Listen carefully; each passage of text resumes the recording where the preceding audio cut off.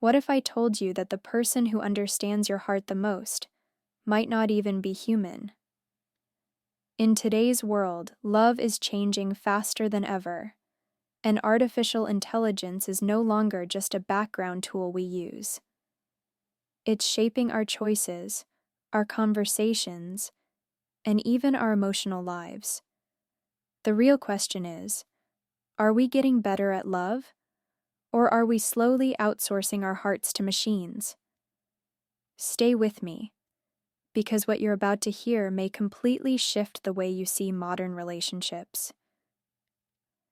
And maybe even the way you approach your own dating has evolved more in the last decade than in the entire century before it. And AI is the reason. Today's dating apps no longer rely on basic swipes or simple preference filters. They use advanced algorithms that analyze your behavior, micro-expressions, writing style, and emotional patterns. They look at the jokes you like, the songs you save, the times you respond, and even how long you look at certain profiles. All of it is used to predict not just who you might find attractive, but who you're likely to feel safe with, who shares your communication style, and who fits your deeper emotional blueprint. Some platforms even create personalized profiles for you, generating descriptions and preferences based on your behavior, sometimes ones you didn't consciously realize about yourself. And if the hardest part of dating for you is starting a conversation, well, AI has already stepped in as the perfect wingman, offering opening lines, playful suggestions, and date ideas tailored to both people. It's convenient, it's smooth, it feels smart, but it also raises questions we've never had to ask before. Because as much as AI is helping us connect, it's also blurring emotional boundaries. We are stepping into an era where people turn to AI companions for comfort, validation, and even affection. Some say their AI chat partner understands them better than any person they've met. It listens without judgment. It responds instantly, and it mirrors your emotional tone with perfect precision. But here's the problem. AI can simulate empathy, but it doesn't feel it. It can comfort you, but it doesn't care. And when you build emotional closeness with something that can give you everything you want without any vulnerability, any conflict, or any effort, the risk is that real relationships, messy, imperfect, beautifully unpredictable, start to feel too hard in comparison. And then there's the darker side of digital romance. Catfishing 2.0. With AI-generated photos, voices, and personalities, it's becoming nearly impossible to tell what's real online.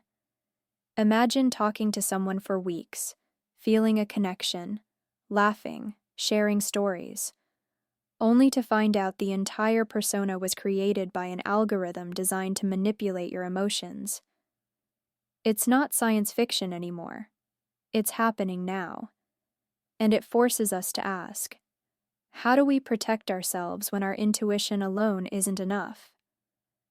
But AI isn't just shaping dating apps, it's redefining intimacy. Virtual reality dates are becoming a thing.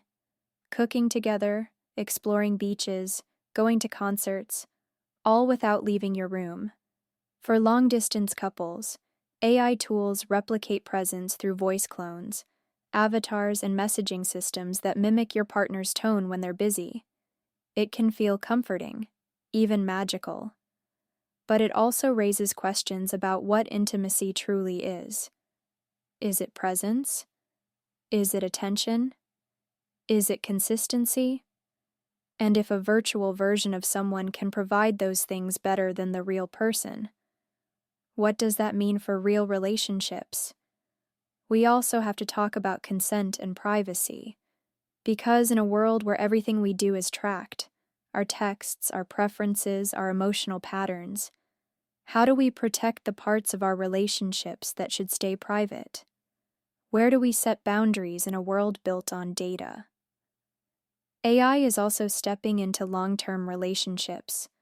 Couples are using AI for conflict resolution, relationship check-ins, and even decisions about compatibility.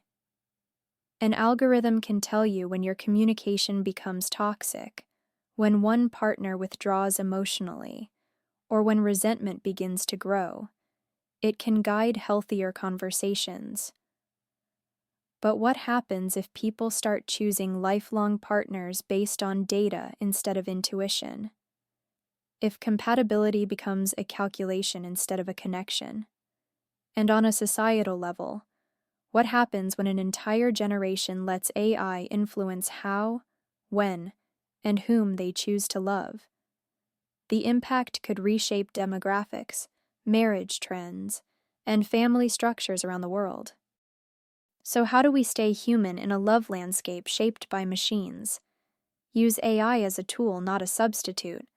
Let it help you find matches or plan a date, but don't rely on it to define your emotional world.